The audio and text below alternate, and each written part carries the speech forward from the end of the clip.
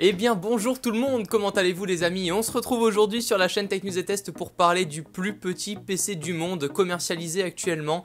Je sais qu'il va y en avoir un pas longtemps de la taille d'une carte SD, mais en attendant je souhaitais donc vous présenter le Raspberry Pi.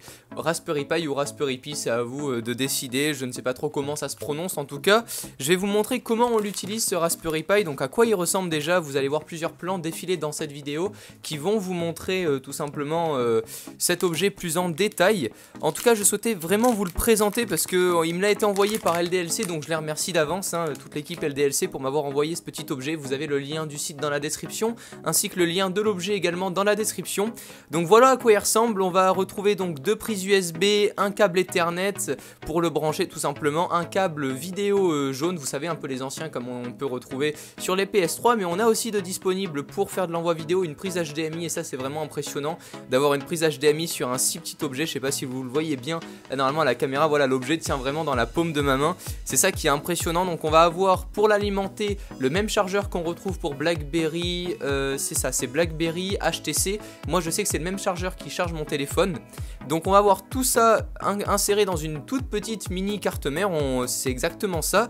Et pour pouvoir installer l'OS qui est disponible, donc en fait j'ai fait quelques notes. Donc l'OS on peut l'utiliser, c'est la distribution Linux tout simplement pour le Raspberry Pi qui s'appelle Raspbian. Donc voilà l'OS qui va être installé, et en fait cet OS là est installé dans un fichier qu'on télécharge sur le site. Donc tout ça c'est après l'avoir déballé, vous avez la petite notice qui est fournie à l'intérieur qui est très bien expliquée. C'est vraiment super simple d'utilisation.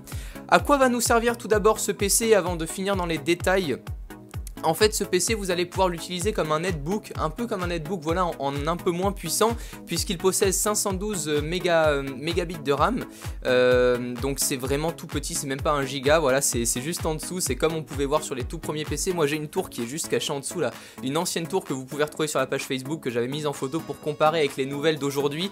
C'est vraiment impressionnant, 512 mégabits de RAM, c'est tout petit, c'est rien du tout, mais en tout cas ça nous permet déjà de faire par exemple du serveur. Si on branche, on peut brancher donc en USB un disque dur externe, et ça peut nous faire office de serveur de stockage pour la maison, imaginons, ou autre. On peut tout configurer vu que c'est du Linux, tout est paramétrable tout simplement. On peut pas installer bien évidemment Windows et compagnie, c'est vraiment juste toute la distribution Linux, on peut l'installer dessus.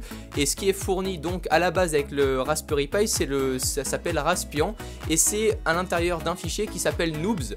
Donc en fait ce fichier là vous allez le télécharger sur le site internet directement de Raspberry Pi. Vous allez dans l'onglet Download et là vous pouvez télécharger Noobs que vous insérez dans une carte SD de 16 Go pour être tranquille. Voilà, moi c'est une carte SD de 16 Go, la carte SD va venir juste se placer ici. Une fois que tout est branché, vous l'allumez, vous pouvez installer tous les logiciels. Il y a plusieurs logiciels qui sont disponibles pour faire du serveur, enfin voilà, vous allez vraiment voir. Je souhaitais vraiment vous le présenter en fait de base, à quoi ça va vous servir et pourquoi d'ailleurs, on va le voir aussi juste après. Donc voilà, ce plus petit PC du monde est vraiment sympathique. Donc une fois qu'on a Noobs qui est ouvert, on a juste à installer Raspbian. Et voilà, comme vous le voyez actuellement en vidéo, Raspbian se lance et on a directement notre logiciel Linux d'installer. On peut accéder à internet directement. Pour pouvoir l'utiliser très correctement, on va devoir installer quelques autres logiciels. Imaginons Flash Player qui est la base aujourd'hui pour ne serait-ce qu'aller et visionner une vidéo sur YouTube.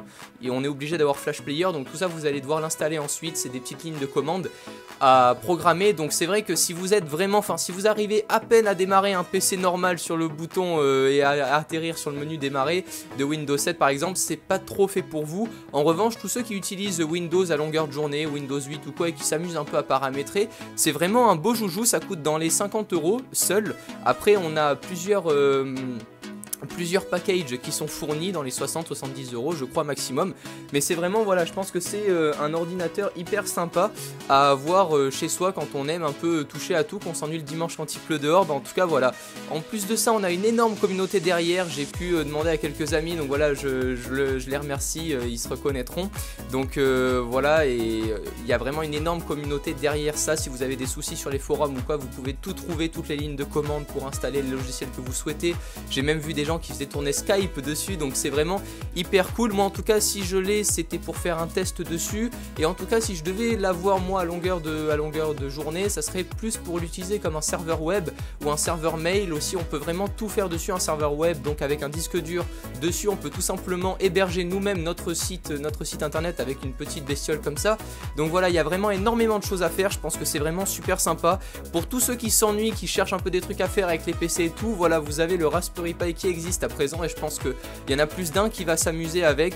Il n'y a pas de boîtier, donc l'objet est vendu comme ça, mais sachez qu'en tout cas il y a des boîtiers qu'on peut faire en Lego. Imaginons vous mettez une plaque de Lego en dessous, j'avais vu, c'était sur le site de Corben qui avait montré ça, vous mettez tous les Lego autour et vous faites vous-même votre petit boîtier, donc c'est un gros joujou, voilà, c'est un gros joujou un peu geek et high-tech, mais je souhaitais encore une fois vous le présenter parce que je le trouvais hyper sympa. Donc voilà, vous avez tous les liens dans la description.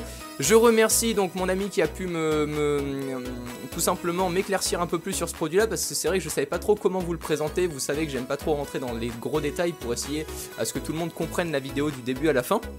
Donc voilà, écoutez les amis, c'était tout. N'hésitez pas à partager cette vidéo avec tous vos potes qui sont un peu passionnés ou que vous invitez chez vous pour essayer de bricoler un peu le PC, les trucs, les machins. Enfin je sais, je suis passé par là aussi, tous les dimanches après-midi sur le PC à m'amuser à le configurer.